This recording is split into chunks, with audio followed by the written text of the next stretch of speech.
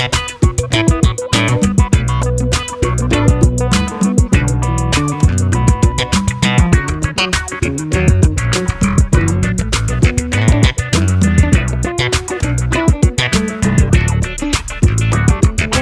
y'all, welcome to the Tea Factory podcast.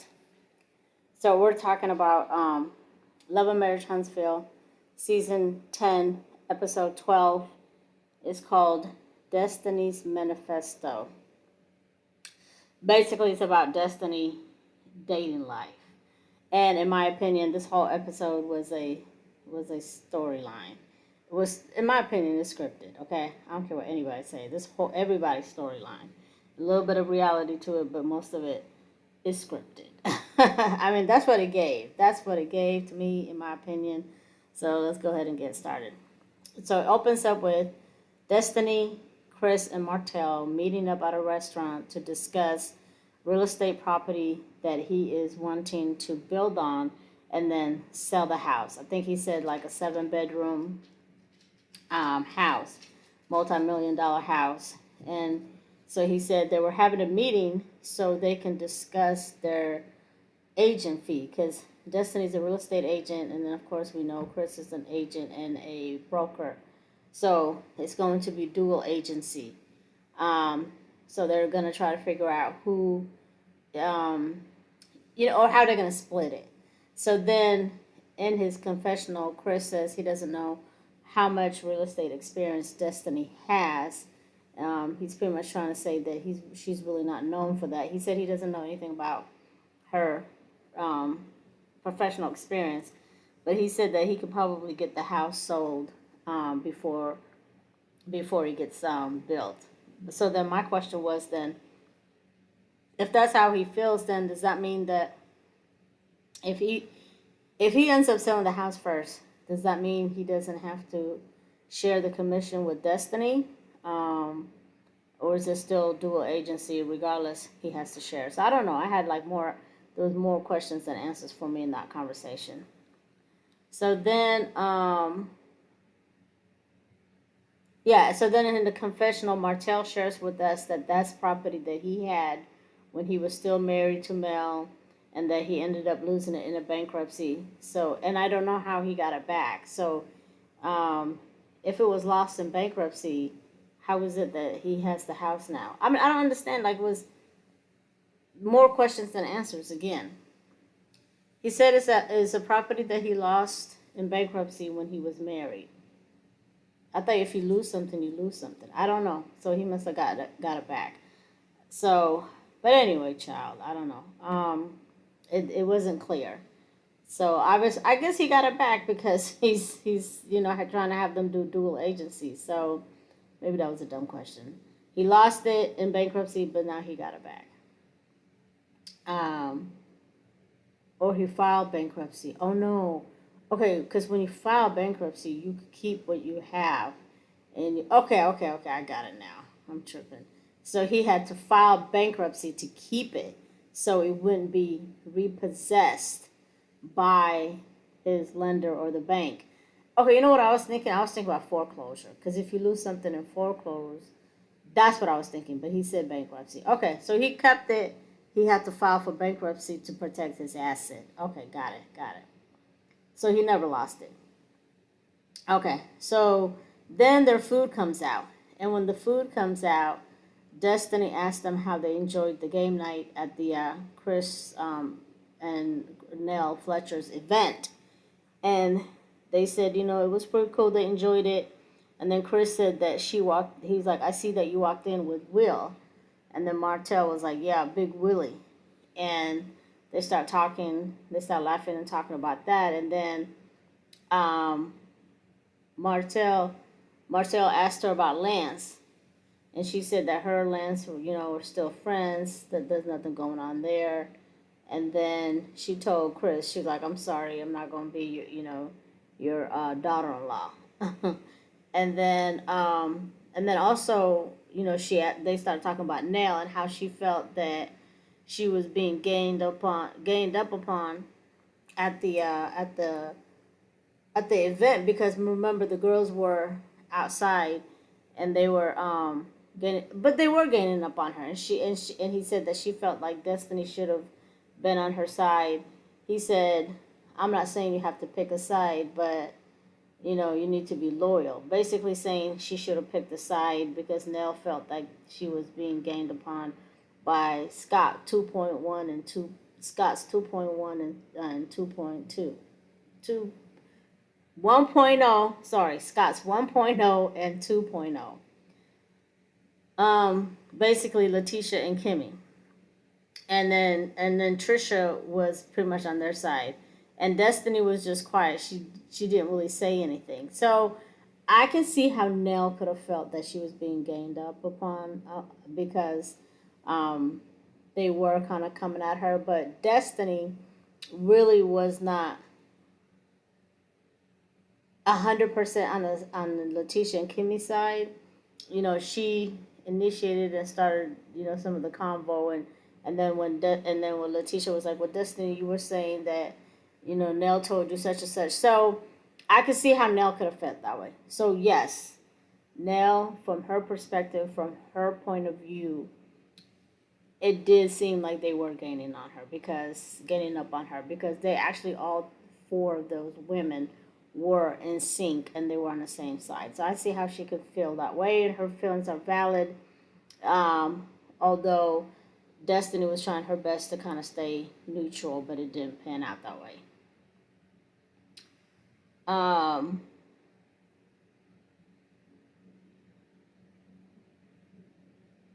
so then they start talking about, how long she's been talking to Tuan, and she said, basically, Tuan is, she's just right now she's just dating. She's not serious with any of those guys, whether it's Tuan, whether it's Will or Lance. She said her and Lance are not talking anymore, so he's not really part of the conversation.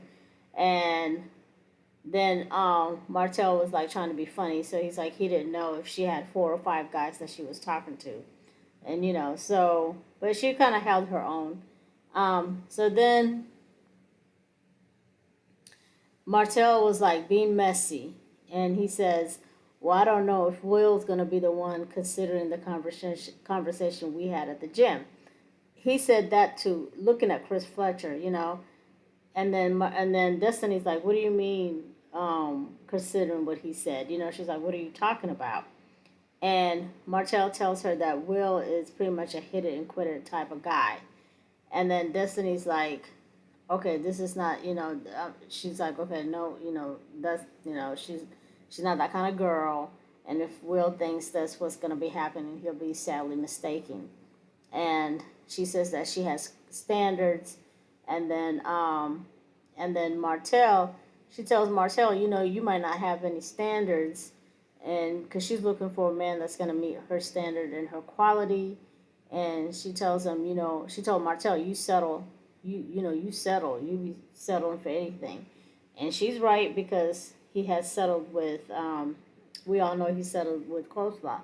So basically, she's just letting them know, I have standards. I'm not out here sleeping with the people that I'm dating. Yes, I'm dating because I'm trying to figure things out, but I'm not sleeping with everybody that I'm dating.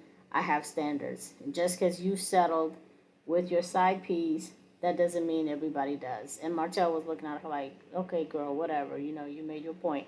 But I will say this, like when it comes to, Destiny, I'm not a fan of her, but I do feel like this whole episode revolving around Destiny is fake. I feel like it's a storyline because I feel like how is she like okay, she first used to like Jalen, which is Kimmy's son, and then she was connected to Lance, which is Nell's son, and then Antoine, and then now Will. So it's like if you're from the outside looking in, you're like, damn, those are hoish tendencies, like you running through everybody, you talking to everybody.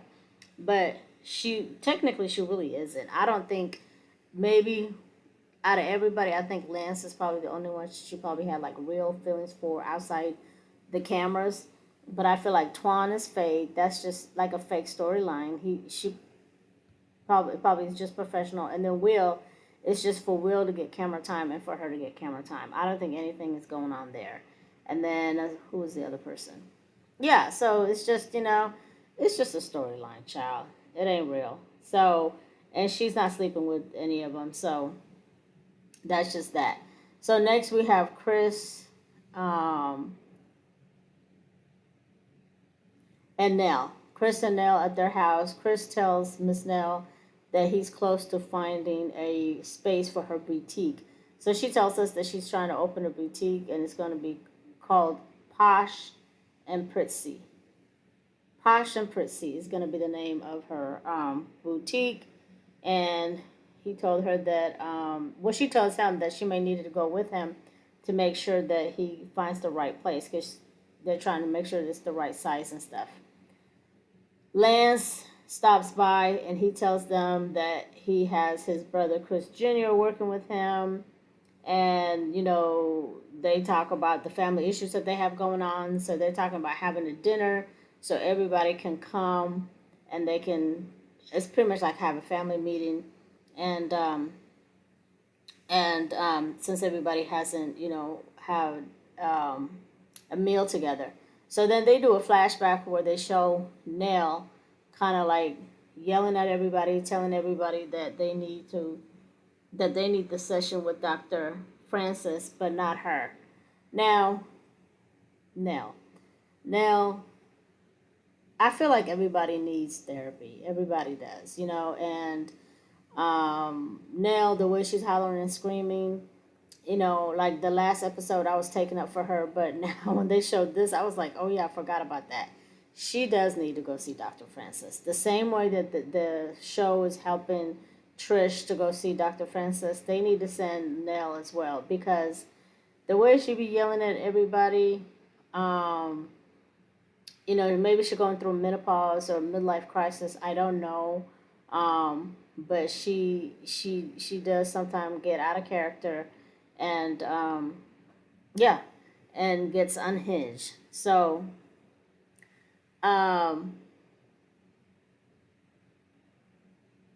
yeah, so like I said, so then the next scene we have Will and Destiny, and they're at a park. They meet up at a park, and they're having a date. This is their first date, and they meet up at a park, and she has a dress on, and they go skating. I don't know why she decided to put the dress on to go skating, but she should have just had like some cute leggings on or some jeans or whatever.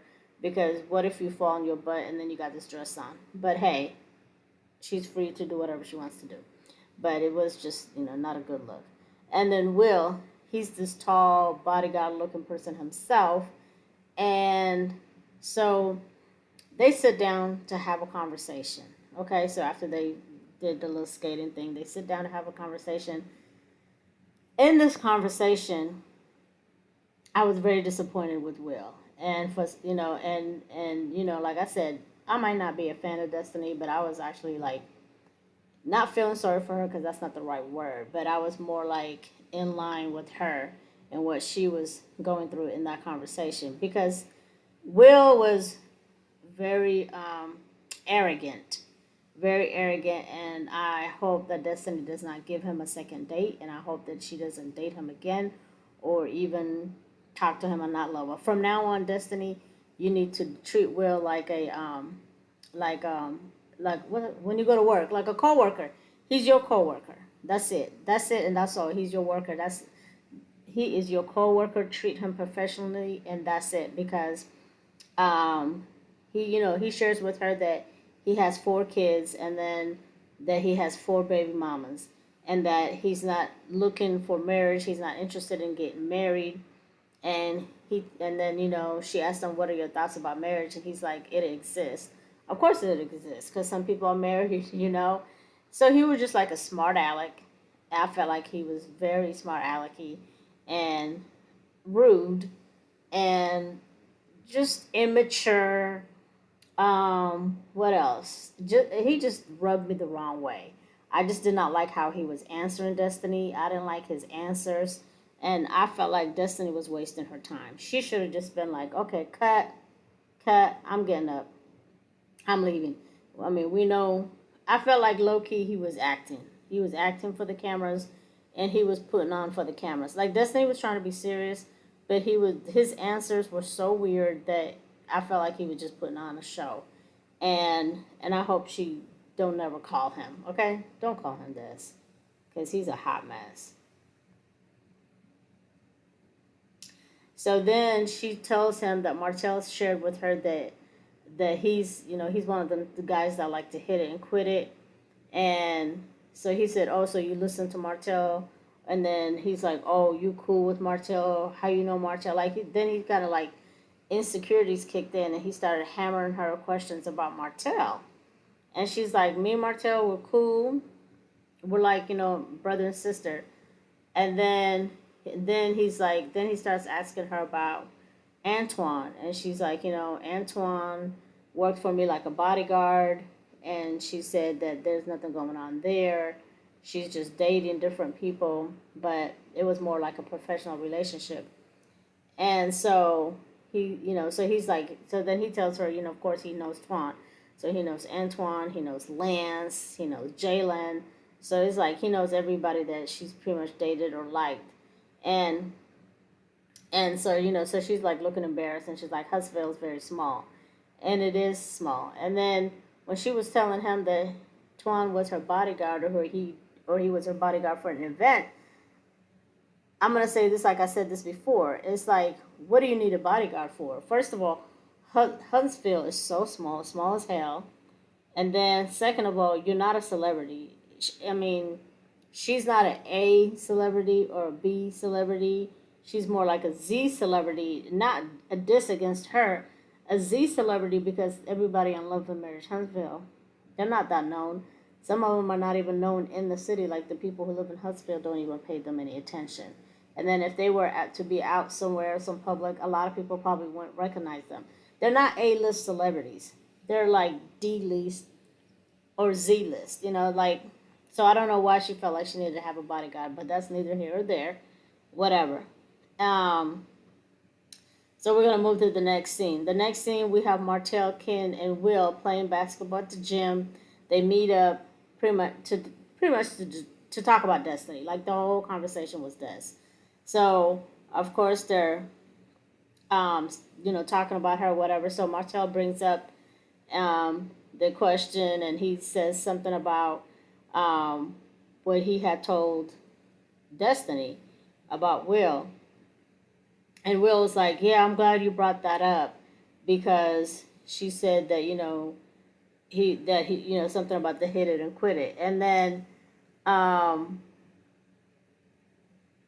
Will seemed like he was upset with Martell, that Martell told her that Will's the type of guy that likes to hit it and quit it. And he's pretty much was like, "Yeah, you gave her the game plan. You told her the game plan." And I'm sitting here going like, "Okay, man, this is like Martell." I don't like Martell, and everybody, we've been giving the business to Martell for years. But this was the only one time where I appreciated Martell to actually act like a normal human being. For once in his life, he was being a normal human being by taking up for Destiny. He was like, Destiny, he's known her since high school. That's his girl. They're friends. And he just wanted to, he told her what Will said, pretty much to just let her know what it is and what it ain't. And so for Will to get mad at him, talking about you ruined the game plan, that lets me know that, Will, you ain't shit. You ain't shit, Will, because you know damn well you can't really hit it and quit it with Destiny, because for one, y'all is on a TV show together. You're gonna see her again and again. You are her coworker. If you want somebody to hit it, if you want to find somebody to hit and quit, then go to the club and find that person, and you can do that there. And there's plenty of women there. But I just felt like somebody that's kind of like close to home, that knows you guys have like the same circle of friends, and you guys work on the same show together. It was very immature of him to talk that way. And as a woman, I don't like that shit. So then we have hold on, let's see. I lost my mark, y'all. Hold on. Mm-mm-mm-mm.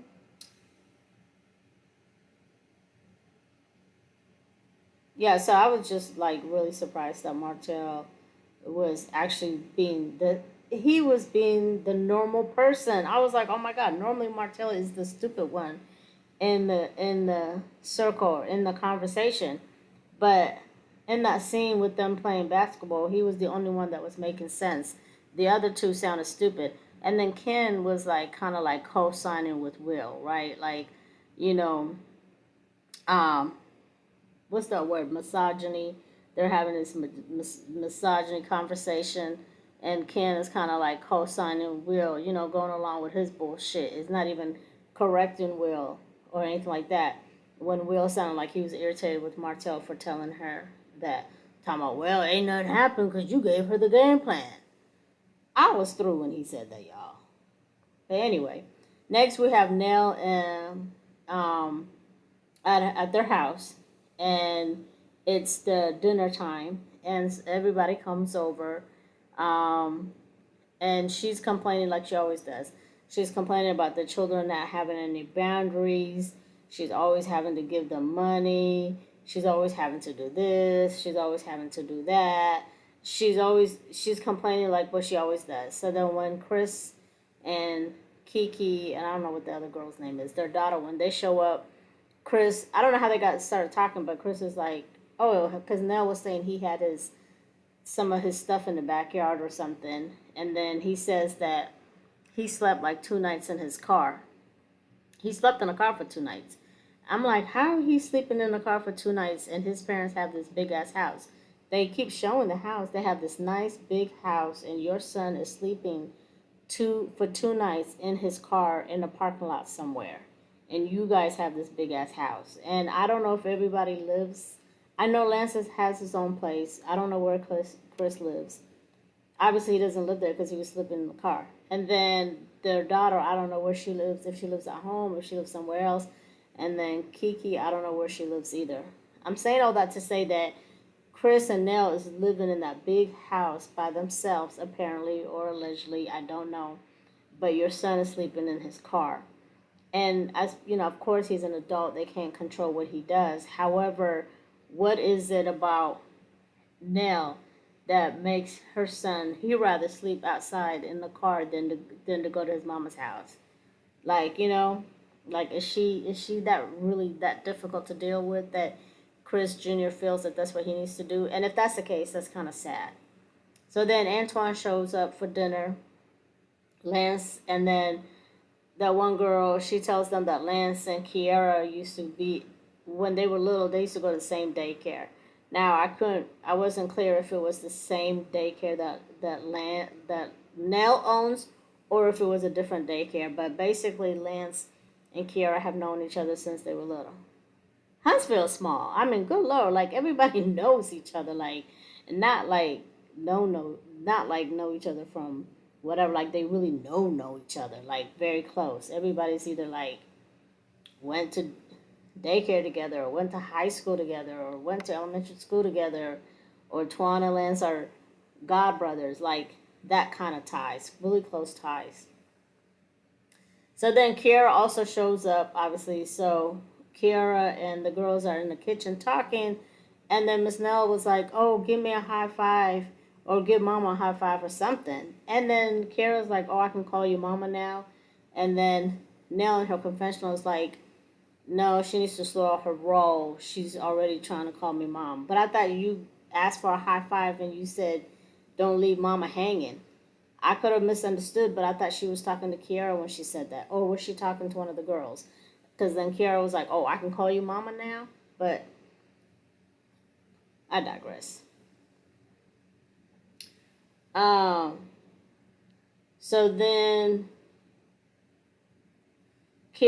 so then the girls, Nell's daughter asked Kiara if she had met the girls. Um, and because she said, she went to game night and she was there. And she's like, yeah, she, met the girls or whatever. And she said she met Destiny. And she said Destiny was giving her the eye the whole night. And then, they're being messy and talking about, Destiny and stuff. And my thing is, Kara. I mean, I don't know if she was giving her the eye or whatever, but if she was, I mean, I don't know. That's just like normal. You're gonna check, like, if somebody you were talking to, and they come somewhere with someone else, you're gonna check out the person that they came with. Same way, probably, I'm sure Lance was checking out Will, even though he probably knows Will. It's just human nature to do that. But they were kind of like trying to make it seem bigger than it really was. And then Nell, being messy, says that one day she looked outside and she saw Lance and Destiny outside talking. And Nell says in her confessional that she thinks that Destiny is a little bit jealous of Kiara because she drove all the way to her house and she had her son in the back and she was outside talking to Lance. And then in the confessional, Chris was like, yeah, he's trying to figure out why she was over here because she lives on the other side of town. I don't know. And then Lance was like, well, he was out there doing something, and Destiny happened to pull up, and her baby couldn't go to sleep, so she was trying to make him go to sleep, and that's why she was outside in the neighborhood driving in the area. And he said that they spoke for like 10 minutes, because he said he's a gentleman, he's not rude, and everybody's like 10 minutes. So I don't know if she purposely drove all the way to their side of town and to go to Miss Nell's house to talk to Lance. Maybe she does like Lance because Lance said that there is a chemistry between him and Destiny.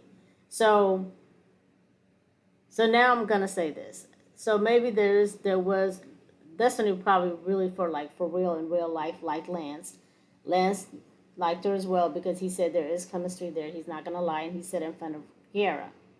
But as far as like Twan and Will, I think that's a storyline. Destiny don't give a fuck about those two guys. She went on a quote unquote date for the show. She ain't thinking about them. Um, so then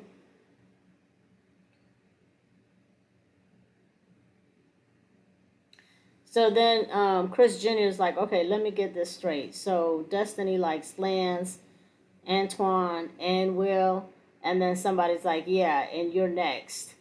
That was funny. That's funny. They just really like trying to make Destiny look like a hoe. They really are. This episode, they were trying to make Destiny look like a hoe. I'm sorry. That's what it was given. That's what it was trying, and then maybe they're trying to say, they're trying to give her a storyline or something to do, but it wasn't a good look. They were making her look bad.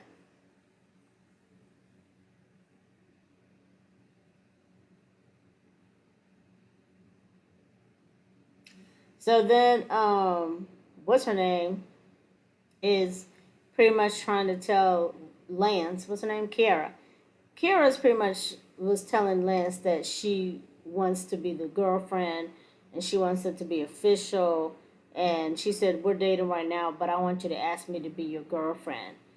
And she's saying that in front of everybody at the table. And I'm like, she needs to, I don't know, something about her is not right because she was just doing too much. Like with Nell trying to call her mom, with what's his name, Lance, telling Lance that when Nell said that she saw him talking to Destiny, she was kind of checking Lance, and she was just like, why were you out there talking to Destiny? Or you didn't tell me, you didn't inform me you were talking to Destiny.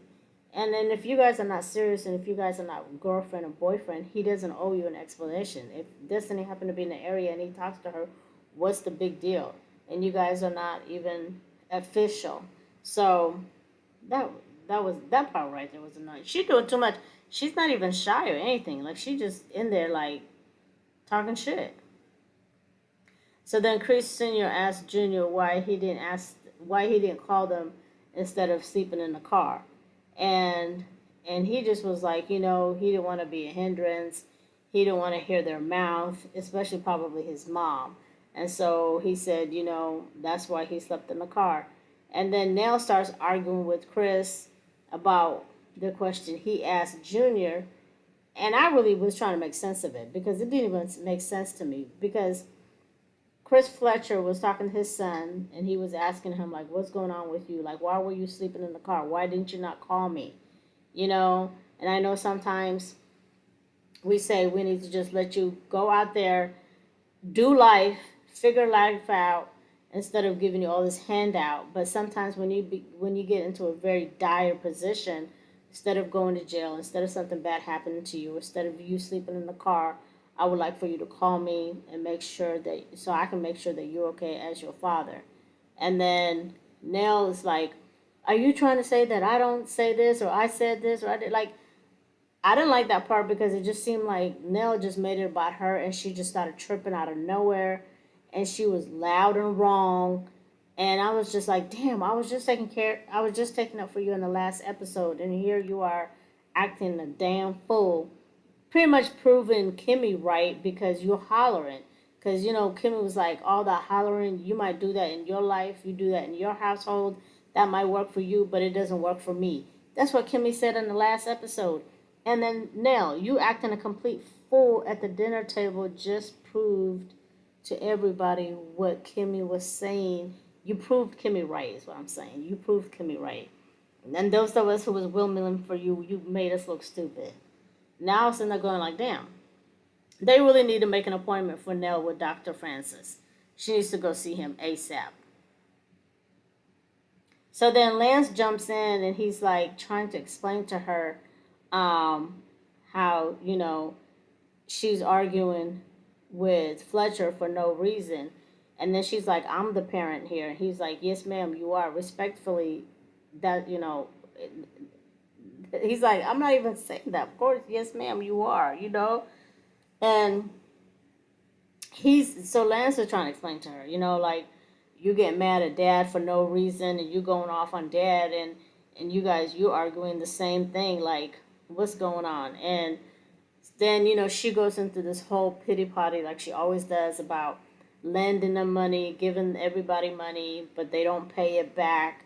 She says she needs the money back now because she has her own endeavors, her own things that she wants to do, but the boys are spoiled and they owe her money and they haven't gave her money back. She starts banging on the table and she says, I'm the one person who's doing, she says she's doing a lot and she's the one who happens to do a lot for everybody. And she slams the table and then she goes into the next room and she closes the door. And that's pretty much the end of that episode. And that's it. That's the end of the episode.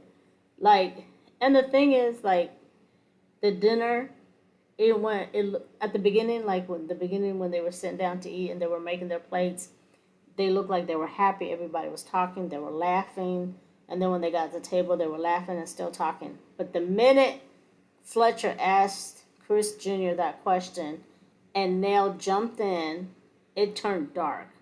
And then they showed everybody. Everybody looked sad.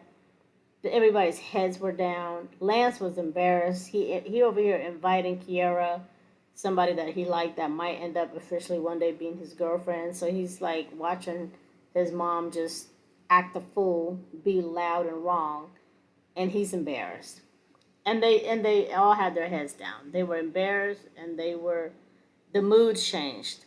And I don't know. I mean, I don't know if she's going through menopause or what's going on with Nell, but I hope she goes and sees Dr. Francis. Maybe he can help her too, but she does need to, she just needs to calm down.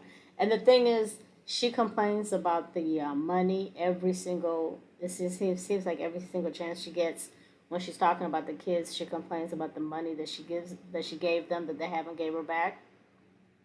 My thing is, then stop giving it to them. Like, stop loaning it to them. I know it's hard because you, as a parent, you want to help your children.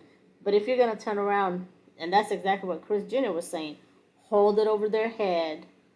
That's what he was saying when he was speaking. He was like, somebody do something for you, they hold it over your head, and you have to hear her mouth.